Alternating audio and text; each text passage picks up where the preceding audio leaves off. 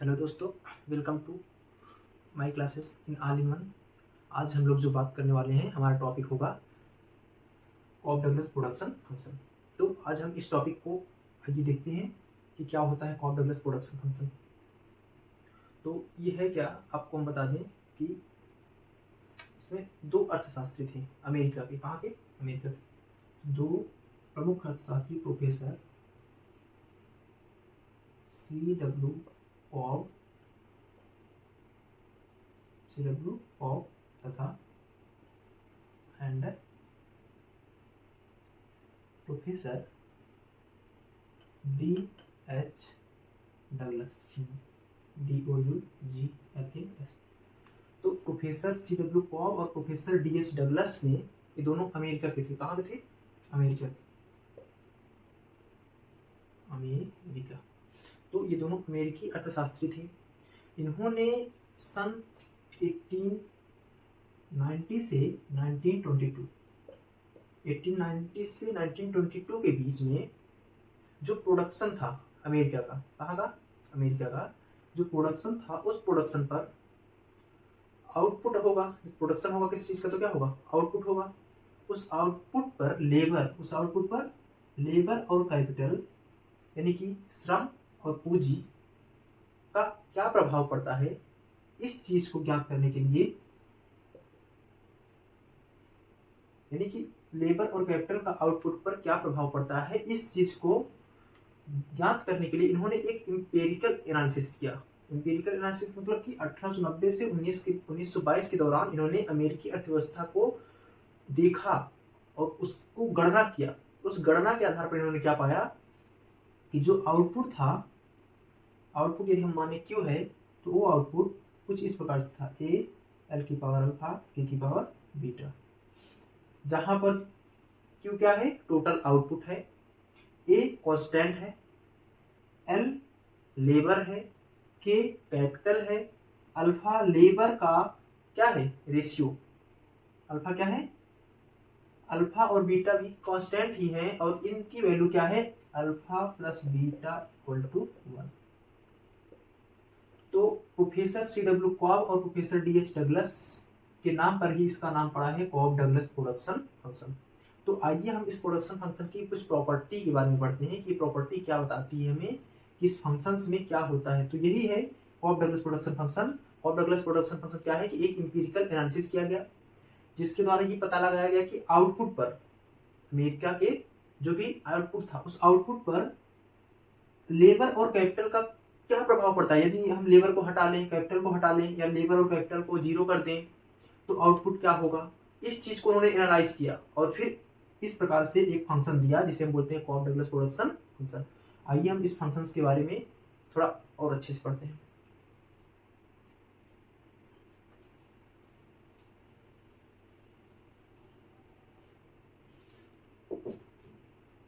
तो होता क्या है कि हमारा जो कॉब डगलस प्रोडक्शन फंक्शन है, Q equal to A L की पावर अल्फा एंड के की पावर बीटा। जो अल्फा है वो लेबर के प्रति यूनिट इकाई को प्रदर्शित करता है कि लेबर, यदि हम अल्फा यूनिट लेबर लगाएंगे तो टोटल लेबर का इसमें क्या होगा? Marginal output of labour, marginal output of labour को अल्फा बताता है और मार्जिनल आउटपुट ऑफ कैपिटल को बीटा बताता है। ठीक, तो आइए हम देखते हैं कि इसमें होता क्या है। तो ये कॉब डगलस प्रोडक्शन फंक्शन था। इन्होंने एक इंपीरिकल एनालिसिस किया। इंपीरिकल एनालिसिस का मतलब कि इन्होंने कई सारे रिसर्च पेपर को देखा। 1890 से 1922 के दौरान, 1890 से 1922 के दौरान जब इन्होंने एनालिसिस किया तो इन्होंने क्या पाया? तो इन्होंने पाया कि जो आउटपुट था वो ए एल की पावर अल्फा के की पावर बीटा पर डिपेंड करता है, जहां एल लेबर है, के कैपिटल है और के की पावर बीटा यानी कि marginal productivity of capital beta बता रही है, मार्जिनल प्रोडक्टिविटी ऑफ लेबर को अल्फा बता रहा है यहाँ पर। तो इस प्रकार से इन्होंने दिया और जहां पर अल्फा और बीटा क्या है? अल्फा और बीटा का जो योगफल है 1 है। क्या है? 1 है। तो इसमें हो क्या रहा है, तो इसकी प्रॉपर्टी क्या है? ये तो हो गया आउटपुट। तो इस प्रोडक्शन फंक्शन की प्रॉपर्टी क्या है? तो इसकी जो फर्स्ट प्रॉपर्टी है,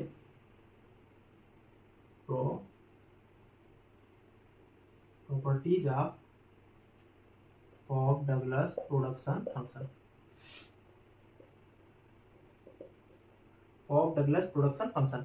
इसकी जो प्रथम प्रॉपर्टी है इन्होंने ये बताया, यदि हम लेबर और कैपिटल को, यदि हम लेबर और कैपिटल को टी मल्टीप्लायर के रूप में बढ़ाते हैं तो हमारा आउटपुट भी टी मल्टीप्लायर के रूप में आगे बढ़ता है। यानी यदि हम लेबर में जो टी यूनिट चेंज करेंगे, लेबर में यदि हम चेंज करना चाहें और टी मल्टीप्लीकेशन कर दें और कैपिटल में हम टी मल्टीप्लीकेशन कर दें तो जो हमारा आउटपुट नया आएगा वो भी हमारा टी गुना बढ़ जाता है। आइए देखते हैं कैसे। तो हमारा जो प्रोडक्शन फंक्शन दिया है Q equal to A L की पावर अल्फा एंड के की पावर बीटा। तो अब हमें क्या बोला जा रहा है कि इनपुट्स को, किसको, इनपुट्स को, यानी लेबर और कैपिटल प्रोडक्शन, इसको क्या बोलते हैं, इनको बोलते हैं इनपुट्स। इनपुट्स मतलब कि आउटपुट जो है प्रोडक्शन फैक्टर बोलेंगे, क्या बोलेंगे, प्रोडक्शन फैक्टर। तो कॉफ डगलस ने बताया कि यदि हम प्रोडक्शन फैक्टर को टी गुना बढ़ाएं तो हमारा आउटपुट भी टी गुना बढ़ जाता है। तो आइए बढ़ाते हैं।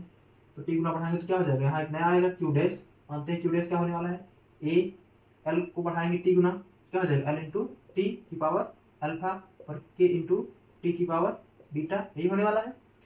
अब जो ए होगा ये बाहर रहेगा तो होगा क्या, देखिए ए ही रहेगा। जो टी की पावर अल्फा होगा और टी की पावर बीटा दोनों क्या हो जाएंगे बाहर, तो यही होगा टी की पावर अल्फा इंटू एल की पावर अल्फा इंटू के की पावर बीटा इंटू टी की पावर बीटा। अब यहाँ देखिए इसमें क्या है, बेस समान है, दोनों मल्टीप्लिकेशन के रूप में है। जब बेस सेम होता है तो इसकी जो पावर होती है ऐड हो जाती है। तो होगा क्या, ए की power alpha plus beta into L की पावर अल्फा ए की पावर बीटा। तो आप देख सकते हैं कि जब बेस समान हो, क्या हो, बेस समान, देखिए यहाँ पर भी आधार टी है, यहाँ पर भी टी है, टी की पावर ए टी की पावर बी। जब बेस समान होता है तो जब गुणा के रूप में वेरिएबल्स लिखे होते हैं तो इनकी क्या होती है, पावर्स आपस में ऐड हो जाती है। पावर ऐड हो गया, अल्फा और बीटा ऐड हो गया, तो देखिए निकल के क्या आ रहा है, टी की power alpha plus beta into A की पावर एल की पावर अल्फा इंटू के की पावर बीटा। क्योंकि हमें पता है प्रोडक्शन फंक्शन में अल्फा और बीटा की वैल्यू क्या होती है, 1 होती है, तो यहाँ 1 हो जाएगा, तो टी की पावर 1 यानी टी हो जाएगा, क्या हो जाएगा, टी, यानी हमारा आउटपुट क्या निकल के आ रहा है, यानी जो क्यू डैश आ रहा है, अगर हम इसको लिखना चाहें तो कुछ यही आ रहा है। क्यू की वैल्यू क्या है, ए की पावर अल्फा के की पावर बीटा, तो इसकी जगह हम क्या लिख सकते हैं, क्यू, तो उसकी जगह हम क्यू लिख देंगे। तो होगा क्या, तो क्यू, यहाँ देखिए ये क्यू डैश है तो Q dash equal to Q, इसकी जगह लिख देंगे तो हो जाएगा क्यू इंटू, बचा आगे क्या बच रहा है, टी है, अल्फा प्लस बीटा की वैल्यू 1 है तो 1 हो जाएगा। यानी कि आप देख सकते हैं कि जो हमारा नया आउटपुट क्यू डैश था वो पुराने आउटपुट का टी गुना निकल के आया, कितना आया, टी मल्टीप्लिकेशन निकल के आया। तो यही क्वाड्रेटिक प्रोडक्शन फंक्शन की पहली प्रॉपर्टी बताती है कि यदि आप प्रोडक्शन फैक्टर्स को टी मल्टीप्लायर बढ़ाएंगे, एन मल्टीप्लायर बढ़ाएंगे, जितना गुना बढ़ाएंगे आपका आउटपुट भी उतना गुना बढ़ जाता है। ये क्वाड्रेटिक प्रोडक्शन फंक्शन की पहली प्रॉपर्टी की बात हमने की है। आइए दूसरी प्रॉपर्टी देखते हैं। और दूसरी प्रॉपर्टी इतनी इंपॉर्टेंट प्रॉपर्टी है कि आपके पेपर में जरूर से जरूर पूछी जाती है। अगर आप प्रीवियस ईयर क्वेश्चन अगर लगाएंगे, बी पार्ट 3 की क्वेश्चन अगर आप लगाएंगे, प्रीवियस ईयर स्टेट जो मैथ वाला पोर्शन है, या फिर आप एमए फर्स्ट सेमेस्टर के क्वेश्चंस को देखेंगे तो उसमें क्वाड्रेटिक प्रोडक्शन फंक्शंस की इस वाली प्रॉपर्टी की बात बार बार की जाती है क्वेश्चंस के रूप में। तो आइए देखते हैं क्या है second property.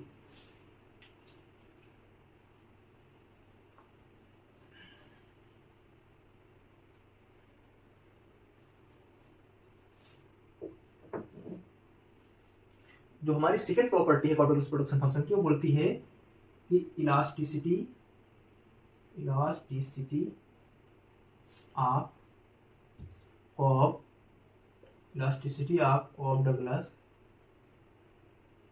Douglas production function, इसको समझ लीजिएगा। प्रोडक्शन फंक्शन, जो कॉफ डगलस प्रोडक्शन फंक्शन की इलास्टिसिटी है वो क्या होती है, 1 होती है, 1 क्या होती है, 1 होती है। वैसे तो जो वो इलास्टिसिटी होती है उसको हम लोग डिनोट करते हैं सिग्मा से, किससे, सिग्मा से। तो इलास्टिसिटी होती क्या है, आप पहले ये बात समझिए, इलास्टिसिटी क्या होती है। इलास्टिसिटी का मतलब है कि जैसे हम किसी चीज में, जैसे एक डिपेंडेंट वेरिएबल था, पिछली क्लास में अगर आप देखेंगे तो एक डिपेंडेंट वेरिएबल था, एक इंडिपेंडेंट वेरिएबल था, होता था नहीं, यानी जैसे हमारे पास एक फंक्शन था, फंक्शन ऑफ एक्स, और यहाँ पर क्या था वाई, यानी वाई क्या है, डिपेंड कर रहा है एक्स के मानों पर, डिपेंड कर रहा है ना। तो इलास्टिसिटी क्या होती है कि यदि हम एक्स के मानों में 10 यूनिट चेंज करें, एक्स के मानों में 10 यूनिट चेंज करें और वाई के मानों में 10 यूनिट ही चेंज आए, 10 यूनिट ही चेंज आए, तो इसे बोलते हैं इलास्टिसिटी 1 होगी, क्या होगी, 1 होगी। और यदि हम x की वैल्यू में 10 यूनिट चेंज करें और y की वैल्यू में 10 ना आकर के कुछ कम आए तो इसे बोलेंगे इलास्टिसिटी है, लेकिन इलास्टिसिटी कम है, इलास्टिसिटी कम है। जैसे आप अगर अपने रूप में अगर देखें तो आपको हम यदि एक चाटा लगाएं खींचकर, तो आप भी यदि उतनी ही तेज से हमें भी चाटा लगाएंगे तो इलास्टिसिटी यानी क्या है, 1 है, इस समय क्या है, 1 है। लेकिन यहाँ पर हो क्या रहा है कि यदि आप इनपुट इलास्टिसिटी की बात हमने क्या की कि सेम यूनिट में चेंज होना चाहिए, यानी अगर हम कॉफ डगलस प्रोडक्शन फंक्शन के रूप में देखें तो जब हम लेबर और कैपिटल को आपस में सब्स्टिट्यूट करते हैं, लेबर की जगह कैपिटल की जगह लेबर को यूज करते हैं, तो उसकी इलास्टिसिटी क्या होती है? 1 होती है। आइए देखते हैं कैसे। तो इलास्टिसिटी होती क्या है? Sigma equal to delta L upon delta K upon में एल अपान में के। इसका मतलब क्या है कि लेबर और कैपिटल में चेंज अपान लेबर और कैपिटल की प्रारंभिक मात्रा, जिसकी इलास्टिसिटी हमें ज्ञात करनी होती है, उसको ऐसे लिखा जाएगा कि चेंज इन लेबर अपान में capital into change in labour upon में प्रारंभिक, यानी जो पहली बार हमारे पास लेबर और कैपिटल था। तो इसका मतलब क्या है कि अगर मान ले हमारे पास लेबर और कैपिटल का जो रेशियो था वो प्रारंभ में एल अपान में के था, और हमने थोड़ा सा कुछ चेंज किया। अच्छा, इलास्टिसिटी होती क्या है भैया? आपने बताया इलास्टिसिटी क्या होती है कि क्या चेंज आ रहा है, तो इलास्टिसिटी क्या होगी? वो जो चेंज आ रहा है, जैसे हमने बताया कि x में हमने 10 रखा तो हमें क्या कहते हैं आउट y में क्या फर्क पड़ा? समझ नहीं? तो y में क्या फर्क पड़ा, उस फर्क को हम लेते हैं। मान लिया अगर हम y में चेंज आया डेल्टा y, क्या आया? डेल्टा y, तो डेल्टा y को लिखेंगे और पहले y क्या था उसको लिखते हैं। तो ये बताती क्या है? चेंज इन y अपान में y।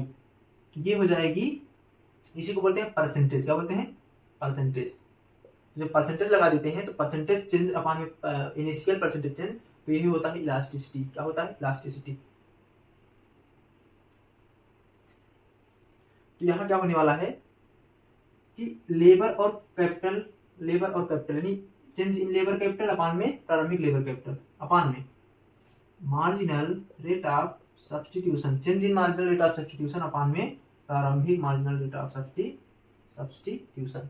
इसका मतलब ये है कि लेबर और कैपिटल के रेशियो का अनुपात अपान में प्रारंभिक लेबर कैपिटल रेशियो क्या था। फिर नीचे क्या है? मार्जिनल रेट ऑफ सब्स्टिट्यूशन, मतलब लेबर और कैपिटल का सब्स्टिट्यूशन क्या है, लेबर और कैपिटल आपस में किस तरीके से चेंज होते हैं, उसका क्या है, उसमें चेंज क्या आ रहा है, उसको करना है। फिर अपान में प्रारंभिक marginal rate of substitution. Marginal rate of substitution क्या होता है कि हम एक यूनिट लेबर के बदले कितना कैपिटल प्राप्त कर सकते हैं, एक कैपिटल को यदि त्यागेंगे उसका तो कितना लेबर प्राप्त कर सकते हैं, ये मार्जिनल रेट ऑफ सब्स्टिट्यूशन होता है।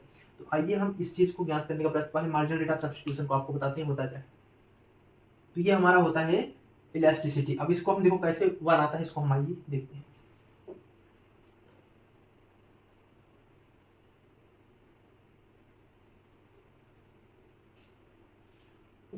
तो करेंगे क्या, चूंकि हमको पता है marginal rate of technical substitution, क्योंकि यहाँ पर प्रोडक्शन फैक्टर की बात हो रही है, प्रोडक्शन फैक्टर जो भी है लेबर और कैपिटल है, marginal rate of technical substitution of labour and capital क्या हो जाएगा।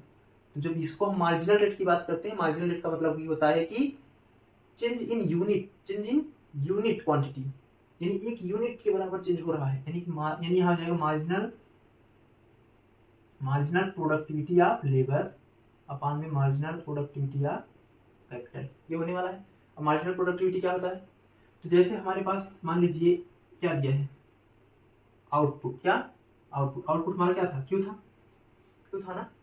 तो इस आउटपुट को यदि हम चेंज करें, क्या करें? चेंज करें, यानी जो हमारा मार्जिनल होता है डी क्यू अपान में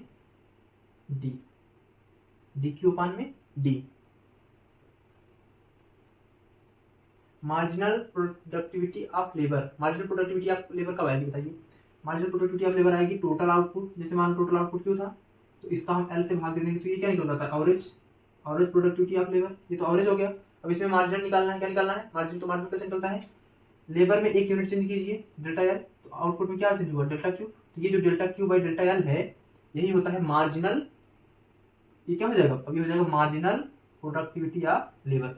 और यहाँ डेल्टा क्यू और डेल्टा एल इतना छोटा सा होता है कि इसे हम क्या लिख सकते हैं? डी क्यू अपान में डी एल। अब ये डी क्यू अपान में डी एल हमको ज्ञात करना है, यानी कि जो मार्जिनल प्रोडक्टिविटी ऑफ लेबर है ये डी क्यू अपान डी एल होगी। क्या होगी?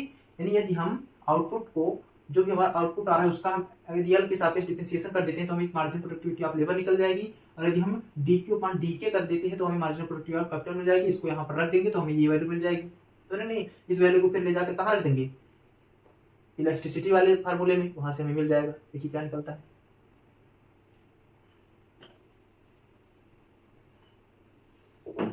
तो होने क्या वाला है कि हम करेंगे क्या, हमें पता है Q equal to A Cobb Douglas production function से, Q equal to A K की पावर अल्फा एल की पावर बीटा, ये है। अब इसका L के सापेक्ष आंशिक अवकलन, क्या आंशिक अवकलन करने पर, तो क्या हो जाएगा डी क्यू पार में डी एल, ये क्या होता है, यही होता है marginal productivity of labour, marginal productivity of labour. तो ये क्या निकल के आएगा, यहाँ हो जाएगा डी बाई डी एल, ए और के की पावर अल्फा क्या होंगे, कांस्टेंट हो जाएंगे, पार्शियल इक्वेशन होता है तो अगला वेरिएबल क्या हो जाता है कांस्टेंट, तो ये कांस्टेंट जगह हो जाएगा बाहर ए के की पावर अल्फा कांस्टेंट हो गया। अब बचा क्या ये, अब इसका जब डिफरेंशिएशन करेंगे एल के सापेक्ष क्या हो जाएगा एक्स की पावर एन, एन एक्स की पावर एन माइनस वन, यही होने वाला है। और इसका जब डिफरेंशिएशन करेंगे तो इतना हो जाएगा। अब इसी तरीके से देखिए अगला, देखिए marginal productivity of vector, marginal productivity of vector क्या हो जाएगा डी क्यू अपान में डी के इक्वल टू डी अपान में डी के इक्वल टू क्यू, की वैल्यू क्या है ए के की पावर अल्फा एल की पावर बीटा। तो होगा क्या, अब इसमें से क्या कांस्टेंट आएगा एल, तो ये जब बाहर आएगा तो ए एल की power beta into alpha L की पावर अल्फा माइनस वन। यदि आप पुरानी क्लास पढ़ेंगे तो डिफरेंशिएशन में दिक्कत कहीं भी नहीं आएगी, एल के की पावर एन, तो एन आगे आ जाएगा एन एक्स की पावर एन माइनस वन, तो यहाँ क्या रहेगा आपके रहेगा। तो आगे देखिए क्या होने वाला है, तो यदि मैं इसको सिस्टमेटिक रूप में लिखूँ तो यह लिख सकता हूँ ए अल्फा एल की पावर बीटा इंटू के की पावर अल्फा माइनस वन, यही होगा। अब मैं देखिए एम पी एम एल हमें मिल गया, और इस वैल्यू को यदि मैं यहाँ रख दूँ तो मुझे क्या मिल जाएगा, एम आर टी एस आप लेबर कैपिटल मिल जाएगा ना। देखिए क्या मिलने वाला है,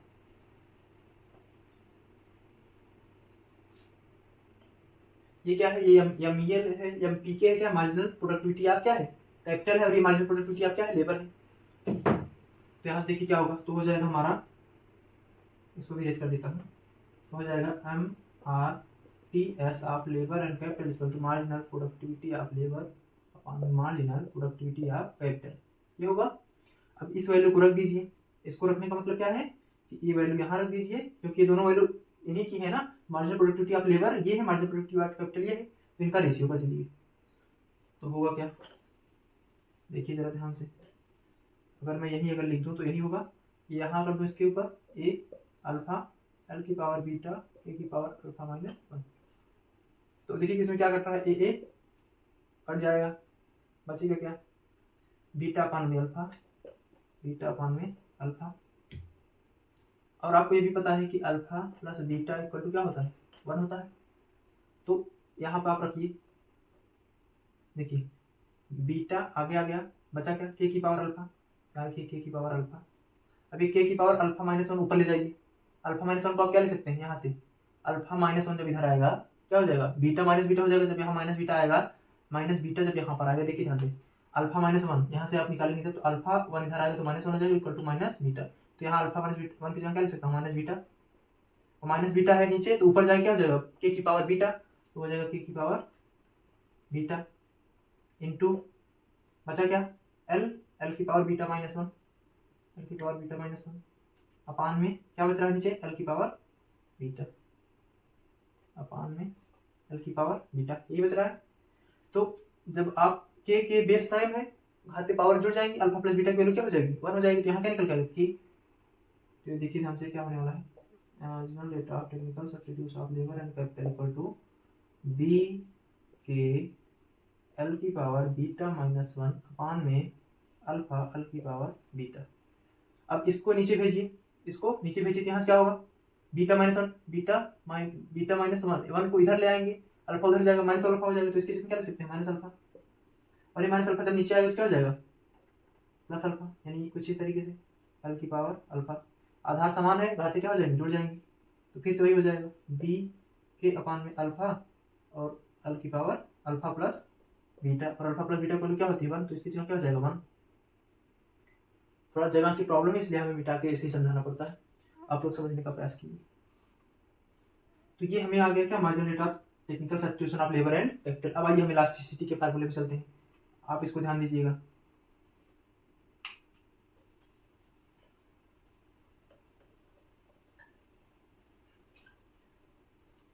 आप अपने कॉपी में इसको इक्वेशन बना के लिख सकते हैं। जैसे हम पहले मार्जिनल प्रोडक्टिविटी आप लेबर निकाले तो उसको इक्वेशन फर्स्ट बनाइए, मार्जिनल प्रोडक्टिविटी आप कैपिटल जो निकाले तो उसको इक्वेशन सेकंड बनाइए, और फिर MRTS आप लेबर एंड कैपिटल को अपन में MPL अपन में MPK को इक्वेशन नंबर थर्ड बना सकते हैं, जो ये है, समझ नहीं।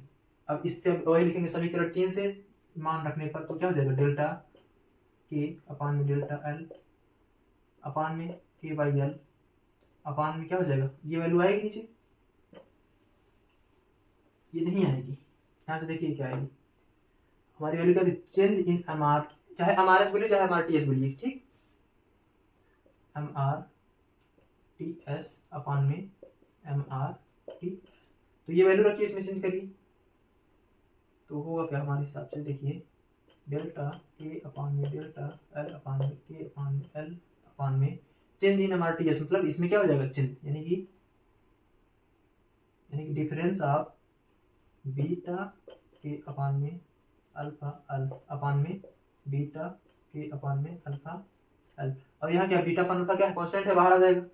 देखिए क्या होने वाला है, डेल्टा के अपान में डेल्टा एल इंटू, यहाँ से देखिए एल ऊपर चला जाएगा, एल अपान में के अपान में, देखिए क्या होने वाला है, यहाँ हो जाएगा बीटा अपान में ए क्या है, कांस्टेंट है, बाहर आ जाएगा, तो बीटा अपान में ए इंटू क्या है, डेल्टा के अपान में डेल्टा एल, इसको लिख सकते हैं ना, डिफरेंस को क्या लिख सकते हैं, डेल्टा के अपान डेल्टा एल अपान में बीटा अपान में अल्फा इंटू के अपान में एल, ये लिख सकते हैं। देखिए किससे क्या कट रहा है, यहाँ देखिएगा, इससे ये कटा, बीटा अपान अल्फा से बीटा अपान अल्फा कटा, बचा क्या, यहाँ एल है, बचा क्या, देखिए क्या बचा, एल अपान में के अपान में के अपान में एल, यही होगा। अब इसका मल्टीप्लीकेशन, मिस्टेक,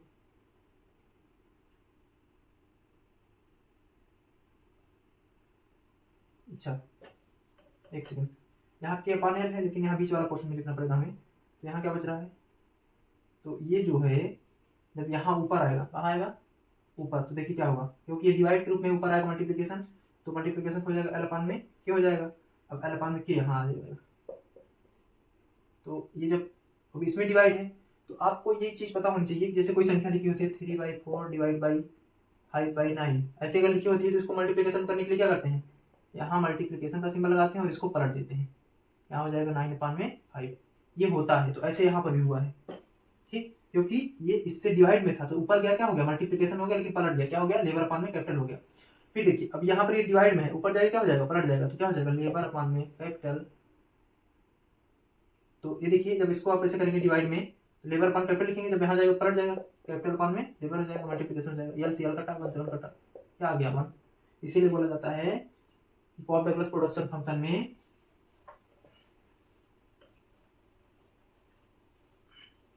जो इलास्टिसिटी होती है वो कितनी होती है, 1 होती है, यही इसका प्रूफ था, क्या था, प्रूफ था। तो ये बहुत ही इंपॉर्टेंट है, आपको इसमें कुछ नहीं करना है, सिर्फ आपको सबसे पहले लिखना है फार्मूला, इसको लिखना है, इसमें लिखना है change in capital labour ratio upon में प्रारंभिक capital labour ratio, change in marginal rate of technical substitution upon में marginal rate of technical substitution, इसको लिखना है।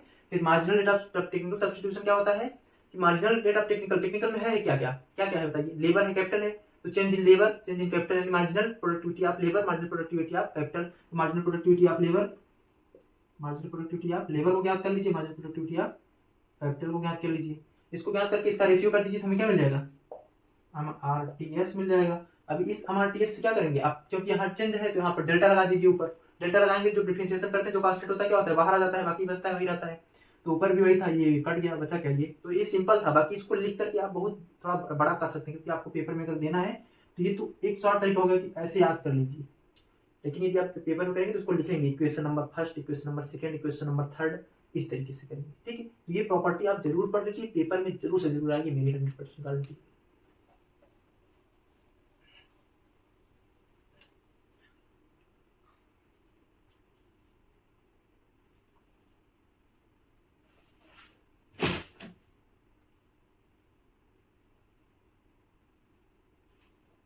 और एक प्रॉपर्टी इसकी है कि कॉफ डगलस जो प्रोडक्शन फंक्शन होता है वो फर्स्ट ऑर्डर का समरूप फंक्शन होता है। समरूप फंक्शन मतलब क्या होता है कि तो फर्स्ट ऑर्डर का मतलब होमोजेनियस फंक्शन का मतलब ये होता है बेसिकली कि जैसे हमारे प्रोडक्शन फैक्टर में है क्या क्या, लेबर और कैपिटल है, तो यदि हम लेबर और कैपिटल को उसकी मार्जिनल प्रोडक्टिविटी के बराबर उसको वेज रेट दे दें, और उसी प्रकार से लेबर को भी उसी प्रकार से कैपिटल को भी उसकी मार्जिनल प्रोडक्टिविटी के बराबर उसको वेज रेट दे दें, तो हमारा जो आउटपुट होता है उसका पूरा पूरा क्या हो जाता है, बंटवारा हो जाता है, यानी आउटपुट कुछ बचता ही नहीं। आइए उसको देखते हैं कैसे। तो करेंगे क्या, हमारे पास कॉट डगलस प्रोडक्शन फंक्शन पहले लिखिए, Q equal to A L की पावर अल्फा के की पावर बीटा।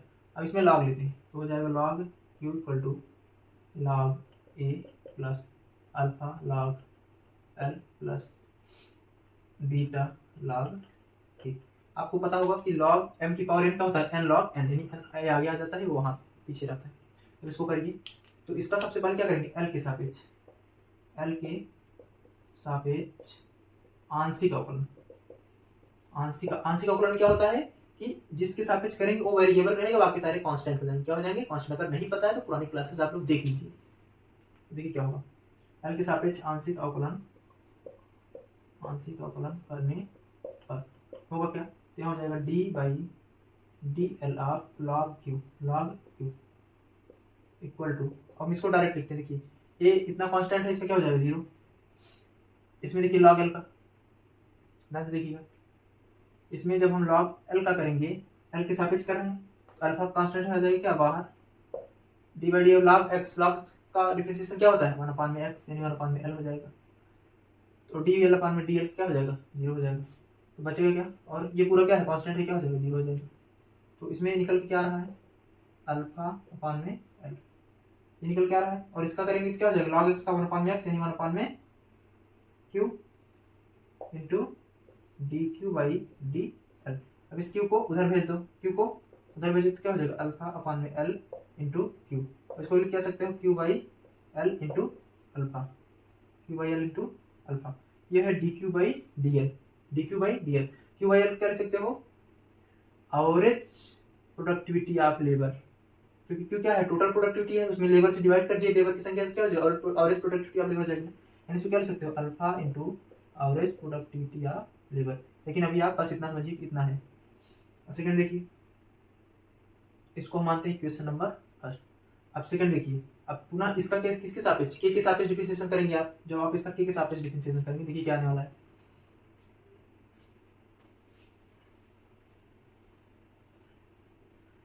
हम डायरेक्ट लिखते हैं, देखिए कैसे आएगा। तो जब के सापेक्ष करेंगे तो डी क्यू अपान डी के क्या हो जाएगा 1 अपान में क्यू इंटू डी क्यू अपान में डी के, क्योंकि लॉग एक्स का 1 अपान में x into D Q by D के इक्वल टू लॉग ये कांस्टेंट है इसका 0 हो जाएगा, प्लस ये भी कांस्टेंट है इसका 0 हो जाएगा, प्लस इसका क्या हो जाएगा बीटा बाहर आ जाएगा इंटू लॉग के का 1 अपान में के हो जाएगा।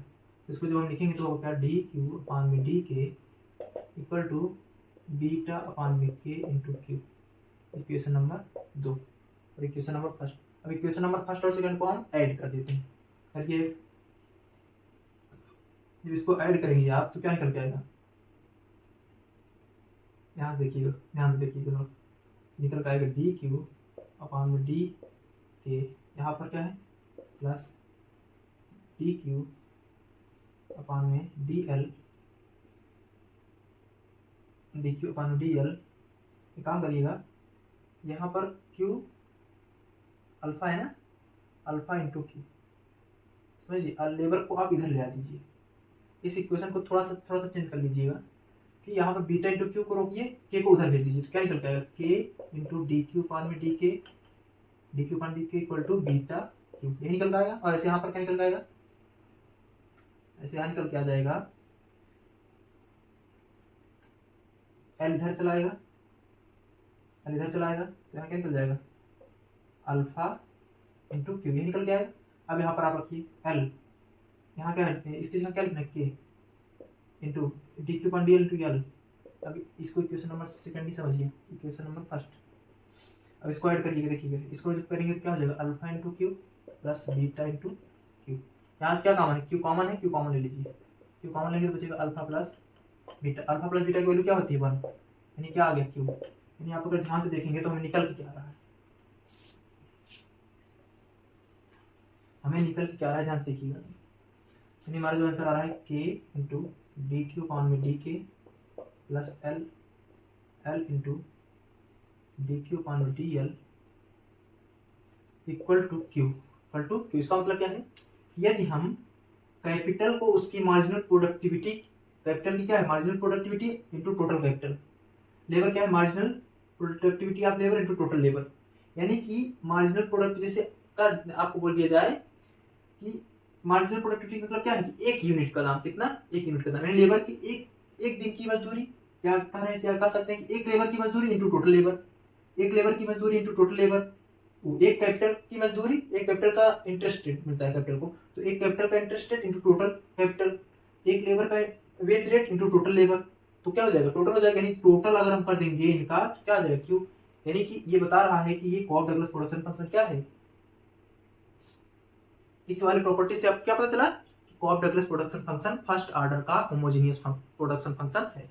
तो इसको लिख सकते हैं, तो आप इस ऐसे लिखिएगा, फिर लिखिएगा कि अतः Cobb Douglas production function first order का होमोजीनियस प्रोडक्शन फंक्शन है। ठीक, ये इससे हमें प्रूफ होता है। तो बस आप ये तीन प्रॉपर्टी कॉफ डगलस प्रोडक्शन फंक्शन की याद कर लीजिए, बाकी इसके अलावा और कोई आने वाला नहीं है। इसके और भी जो प्रॉपर्टी होती है बहुत इजी प्रॉपर्टी, जैसे दिया है कि यदि कॉफ डगलस प्रोडक्शन फंक्शन में फैक्टर ऑफ प्रोडक्शन को जीरो कर दिया जाए, फैक्टर ऑफ प्रोडक्शन मतलब लेबर और कैपिटल को जीरो कर दिया जाए, टोटल आउटपुट क्या हो जाएगा जीरो। अरे ठीक जाहिर सी बात है, अगर यहाँ जीरो रखेंगे यहाँ जीरो रखेंगे तो टोटल क्या हो जाएगा जीरो हो जाएगा। तो ठीक है, फिर आप लोग ध्यान से देखिएगा, जो भी दिक्कत होगी कमेंट करिएगा, हम पुनः प्रयास करेंगे। अगर कोई दिक्कत होगी तो मिलते हैं अगली क्लास में किसी और टॉपिक के साथ। धन्यवाद।